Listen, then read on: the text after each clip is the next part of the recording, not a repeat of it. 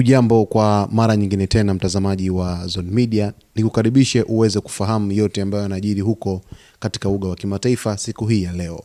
Makamu wa rais wa Venezuela Delcy Rodriguez akiwa amejitokeza baada ya operesheni ya kijeshi iliyokuwa ya kushangaza, amesema kwamba nchi yake iko tayari kulinda rasilimali zake za kitaifa, akisisitiza kuwa Venezuela haitaruhusu kuelekezwa au kuibiwa kwa hifadhi zake muhimu za mafuta na mali nyingine za kitaifa. Venezuela itachukua hatua zote zitakazohitajika kulinda rasilimali zake, makamu wa rais alisisitiza, akiongeza kuwa usalama wa taifa na uhuru wa rasilimali za wananchi ni jambo lisilo na masharti. Kauli hii imekuja saa chache tu baada ya operesheni ya kijeshi yenye ujasiri mkubwa iliyomtoa madarakani kiongozi wa nchi hiyo Nicolas Maduro na kumtoa nchini, jambo lililofanya wengi kuibua taharuki kubwa ndani na nje ya Venezuela. Kwa upande mwingine, rais wa Marekani Donald Trump aliweka wazi Jumamosi kuwa Marekani itaendesha shughuli za Venezuela angalau kwa muda mfupi.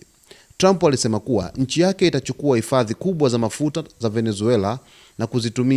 na kuzitumia kuuza kwa nchi zingine. Kauli hii imeibua maswali makubwa ya kimataifa kuhusu uhalali wa kuingilia mambo ya ndani ya nchi huru na kuhusu athari za kisiasa na kiuchumi kwa eneo zima la Amerika ya Kusini. Wataalamu wa masuala ya kimataifa wanasisitiza kuwa hatua ya Marekani inaweza kuibua mvutano mkubwa wa kieneo, huku mashirika ya haki za binadamu yakionya kwamba operesheni za kijeshi zinazolenga kuondoa viongozi wa nchi huru zinaweza kusababisha ukiukwaji wa haki za binadamu na kudhoofisha amani. Kwa sasa Venezuela inasema kuwa ina nguvu za kulinda rasilimali zake na kulinda uhuru wa taifa, huku dunia ikiangalia kwa taharuki ni hatua gani zitachukuliwa na Umoja wa Mataifa, mataifa jirani na nchi zinazoingilia mambo ya ndani ya Venezuela.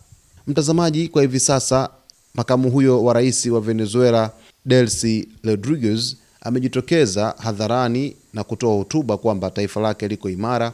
na litasimama kidete kulinda rasilimali za taifa hilo, licha ya kwamba Marekani imeweza kumnyakua rais Nicolas Maduro ambaye anakwenda kushtakiwa kwa mashtaka ya